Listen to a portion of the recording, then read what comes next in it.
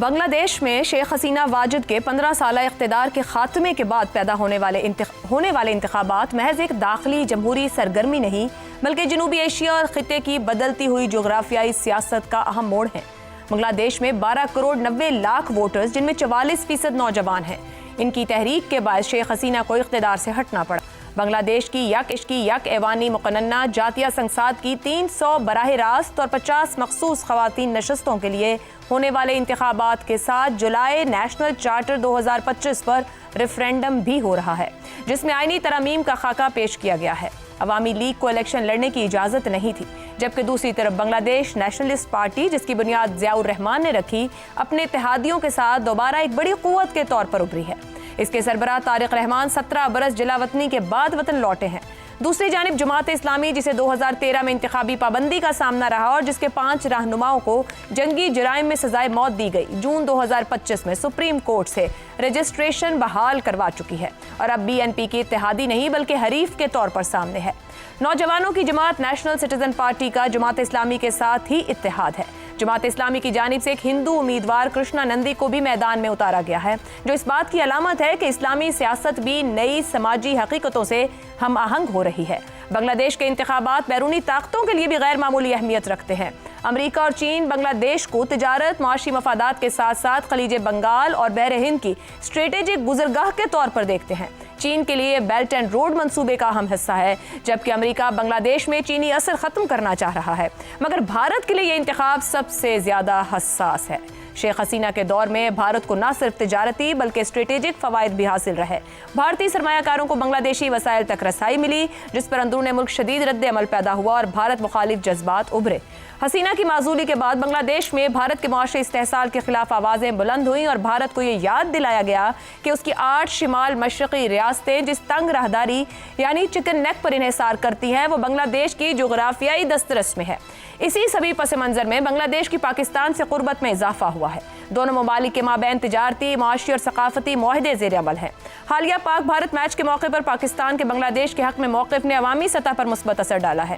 ان انتخابات میں اگر جماعت اسلامی کامیاب ہوتی ہے تو پاکستان، ترکی اور چین کے ساتھ اچھے تعلقات استوار ہو سکتے ہیں، جبکہ BNP کی کامیابی متوازن خارجہ پالیسی کی راہ ہموار کر سکتی ہے۔ یہ انتخابات دراصل اس سوال کا جواب تلاش کر رہے ہیں کہ کیا بنگلہ دیش ایک خود مختار خارجہ حکمت عملی کی طرف جائے گا، اور سب سے بڑھ کر کیا پاکستان اور بنگلہ دیش باہمی تعاون سے جنوبی ایشیا میں بھارت کی بالادستی کا چیلنج کر سکتے ہیں۔ یہی وہ سوالات ہیں جو اس انتخاب کو بنگلہ دیش ہی نہیں بلکہ پورے خطے کے لیے فیصلہ کن بنا رہے ہیں، اور یہی ہمارا آج کا پہلا موضوع ہے جس پر پینل کے سامنے سوال رکھیں گے۔ ہمارے ساتھ ہیں شہزاد چودھری، عامر احمد خان، رضا رومی اور زیغم خان صاحب۔ پروگرام کا سوال آپ سبھی کے لیے۔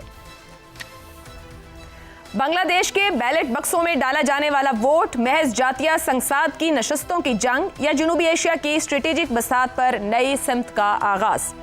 عامر صاحب، 12 کروڑ 90 لاکھ ووٹرز ہیں، 44% نوجوان شامل ہیں اور یہ طلبہ تحریک کے بعد کی صورتحال ہے۔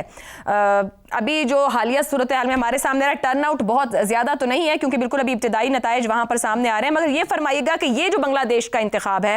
یہ صرف کیا وہاں کی حکومت نہیں بلکہ اس کے پورے ریاستی ڈھانچے میں تبدیلی لانے جا رہا ہے؟ ایبسلیوٹلی عائشہ، یہ 15 سال ایک ایسی پارٹی کی حکومت جس کی سوچ آمرانہ تھی اپنی پارٹی کے اندر بھی اور دوسری جماعتوں کی طرف بھی، پھر اسے پرتشدد مظاہروں کا سامنا کرنا پڑا جس میں سینکڑوں لوگ ہلاک ہو گئے، لیکن اس کے باوجود اگر 2 سال کے اندر انتخابات ہو رہے ہیں تو یہ واضح طور پر اس پولیٹیکل ول کی عکاسی کرتا ہے جو کہ بنگلہ دیش کے عوام میں موجود ہے، آگے بڑھنے کی پولیٹیکل ول، اور یہ ان انتخابات کے لیے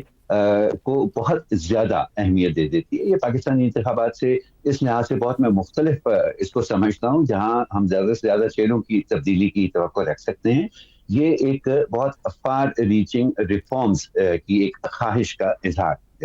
اس کے اندر ہمیں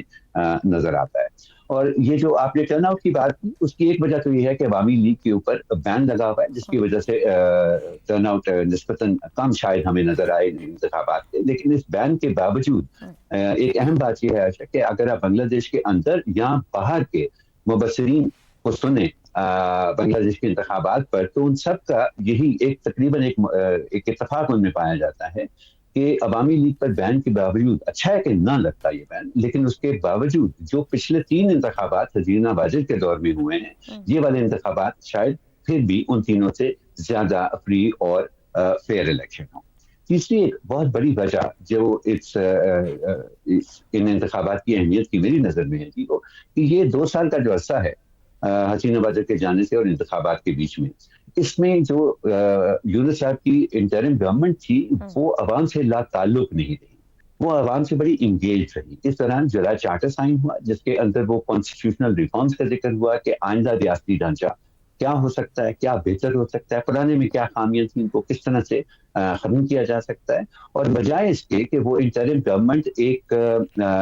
ریفارم پروگرام دے کر اس پر تیزی سے عمل درآمد شروع کر دیتی، ان کو بھی اس کے عمل درآمد کو ہی ان انتخابات کا حصہ بنایا گیا ہے۔ تو ایک ایسے ملک کے لیے جو آج سے 20 سال پہلے عائشہ، جس کے بارے میں دنیا کا کہنا تھا کہ وہ ایشیا کی ایمرجنگ اکانومیز میں سب سے زیادہ آگے ہوگا، 2020 تک وہ سب سے بڑھتی ہوئی معیشت ہوگی ایشیا کی،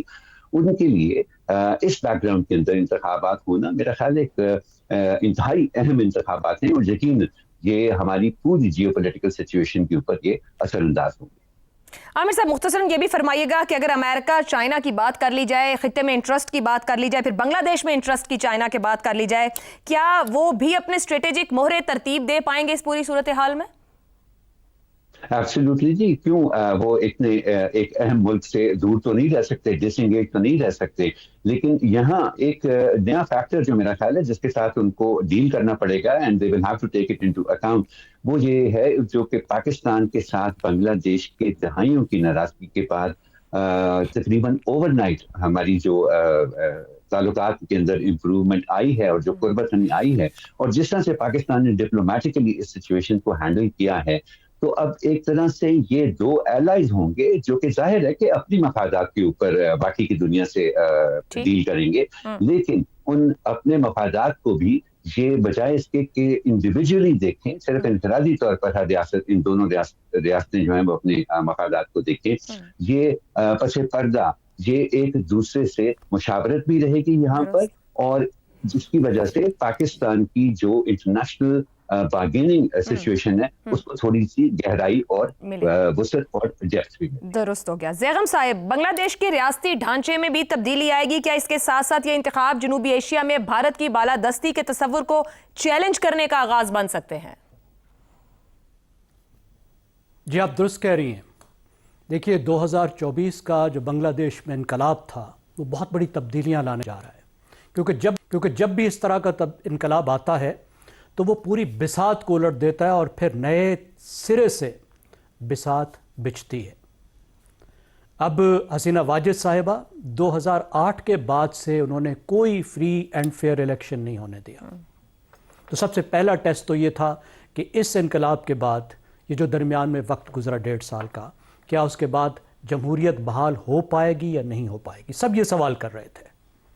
تو یہ پہلی خوشائند بات یہ ہے کہ بنگلہ دیش واپس جمہوریت کی طرف جا رہا ہے، یعنی ڈیموکریسی کے ٹیسٹ سے گزر رہا ہے۔ وہاں ڈکٹیٹرشپ مضبوط نہیں ہوئی، وہاں ایسا نہیں ہوا کہ انٹرم گورنمنٹ ایک ڈکٹیٹرشپ کی شکل اختیار کر لے۔ اب اگلی بات یہ ہے کہ جو تبدیلیاں ہیں اندرونی تبدیلیاں بھی ہوں گی۔ ہم دیکھ رہے ہیں کہ وہاں ڈائنیسٹیز اور نئی فورسز کے درمیان میں مقابلہ ہے، ایک طرف پرانے خاندان ہیں، پرانے سیاستدان ہیں، دوسری طرف نئی فورسز جو ہیں وہ ایمرج کر رہے ہیں، اور یہ فیصلہ کرنا ہے یوتھ نے۔ اور یہ ذہن میں رکھیے کہ یوتھ نے 2008 کے بعد سے کوئی فری اینڈ فیئر الیکشن میں حصہ نہیں لیا۔ تو یہ صرف وہ لوگ نہیں ہیں جو صرف جنزی کے ہیں،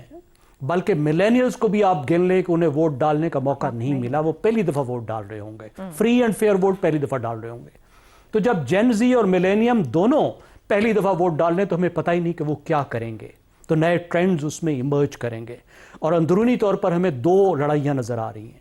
آئیڈیالوجی کی بھی، آئیڈینٹی کی بھی۔ یعنی ایک اسلامی شناخت والی پارٹی جسے اسلامسٹ کہتے ہیں وہ ابھر کر سامنے آئی ہے پہلی بار ایک بڑی طاقت بن کر، جس کو سپریس کیا گیا، دبایا گیا، ختم کرنے کی کوشش کی گئی، جس کے لیڈرز کو پھانسیاں چڑھائی گئیں۔ اور یہ وہ جماعت ہے جو بنگلہ دیش کی علیحدگی کی، ان کی جس کو لبریشن کہتے ہیں، اس کے خلاف تھی، پاکستان کے انتہائی دوست ہے۔ تو तारीखी तौर पर बांग्लादेश सेक्युलर रहा है, तो सेक्युलरिज्म और इस्लामिज्म उसके दरमियान में भी वहाँ मुकाबला है। फॉरेन पॉलिसी जो आपकी बात है, जो अहम बात है कि जो जियो पोलिटिकल पिवट है, बांग्लादेश ने हमेशा 2008 से पहले ख़ास तौर पे बीएनपी ने एक बैलेंस रखने की कोशिश की। पाकिस्तान की तरफ ज़्यादा फ्रेंडली थे, जो उस दरमियान में डिक्टेटरशिप्स आई उन्होंने भी बैलेंस रखने की कोशिश की, पाकिस्तान से दोस्ती रखने की कोशिश की। बांग्लादेश के अवाम में, मैं कई बार बांग्लादेश गया हूँ और मैंने देखा है कि बांग्लादेश के अवाम में पाकिस्तान से बहुत मोहब्बत और दोस्ती पाई जाती है, इर्रेस्पेक्टिव ऑफ एवरीथिंग। लेकिन हसीना वाजिद ने उसको हराम करार दे दिया।